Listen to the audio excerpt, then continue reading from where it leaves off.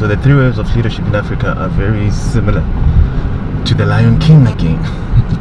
So the first wave of leadership in Africa comes with the founding fathers, the Nkrumahs, the Sam Nuyomas, the Mandelas, the Tambos, the Nyereres, Julius Nyereres, that were able to bring that economic freedom aspects in their country, and decolonization, the first wave of decolonization from a political perspective.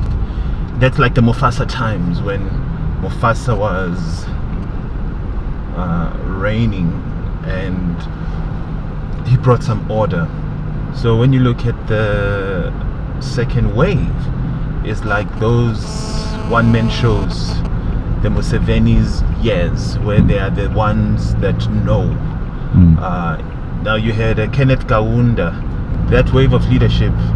When they left office, you then had those kind of one-man shows, dictatorships, even though it was not sometimes overt dictatorship, but it was within a democratic framework, but they had their hands in everything. So that is the scar years of a Pride Rock, where you get the takers actually coming on board and not really interested in creating value, and they are only interested in their own selfish kind of agendas. And therefore every decision that is made by ministers, by key CEOs of state-owned entities, they must come and check with this person, because his voice is the only one that counts at the end of the day.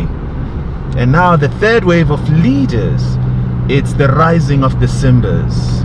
It's the rising of those people that are saying, we're going to now build our country.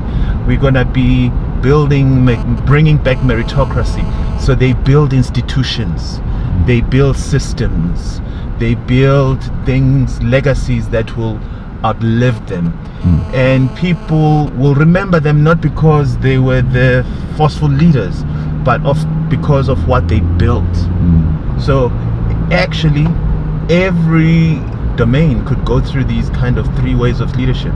So in the corporate, you could have the founders being the first wave of leaders who built the company, but then you could have then the scar moment when the founders have gone and management takes over and becomes more selfish and greedy. So they get their bonuses despite of the fact that the company is making losses. They don't care.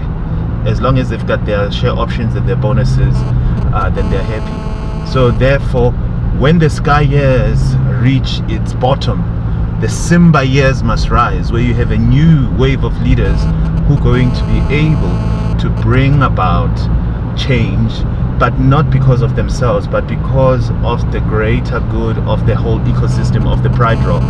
So they are selfless leaders. They are the real rebels, actually, because then the real rebels are able to take us to the next level of growth by building systems, by having meritocracy, by having institutions that are effective and the institutions that are going to be sustainable. So those are the three waves of leadership. So actually we can even apply it deeper, not only to politics, to saying even in corporates, this is how it's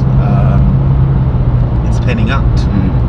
And also we had a lecture on true scholars and fake scholars, but what was important actually was the princes, because the scholars engage with the princes.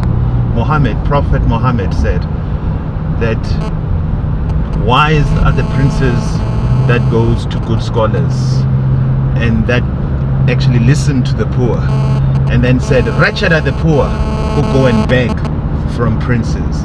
Prophet Muhammad, expounded by Rumi, was saying the princes that are able to actually go to the wise scholars, who are scholars because they're inspired, those princes will gain quite a lot. And also those princes who are able to listen to the poor people at the grassroots are going to be closer to ruling with authenticity, because they know what is happening at the coal face of their kingdom, and therefore they are able to add value to their kingdom because they understand what their people are going through. And so therefore it reminded me of this conversation we had with the president, that here is a president who says, I'm open, tell me the truth, tell me the unvarnished truth, so that we can be able to deal with reality and come up with something that is bold, that is going to be really exciting. And don't be scared of offending us. Don't be scared of saying, to try to fit your recommendations to try to buy our faces. Do what is needed. I'm giving you the freedom and the openness to actually be true. And that's a wise prince, because that's a prince who, number one, listens to the people on the grassroots.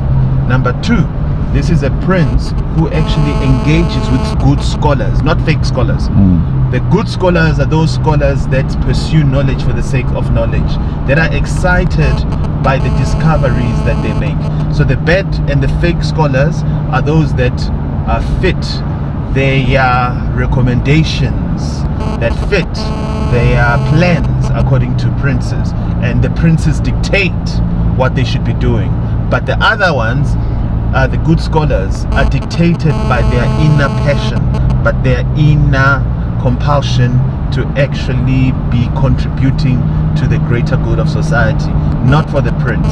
And the prince benefits because of that, because those kind of scholars are those scholars that are abundant, that create wealth, that create growth in the economy. So this week has just been completely amazing, because you could be able to, I gave a lecture on true leadership, and then we had a meeting with the president on the high-level panel on Namibian economy, and he was just echoing what we've been talking about. It was like, oh my word, what an aha moment. It was like, this is not my work, it is the work of the I am deep within all of us that is saying, rise Simba, rise, go take your place in Pride Rock.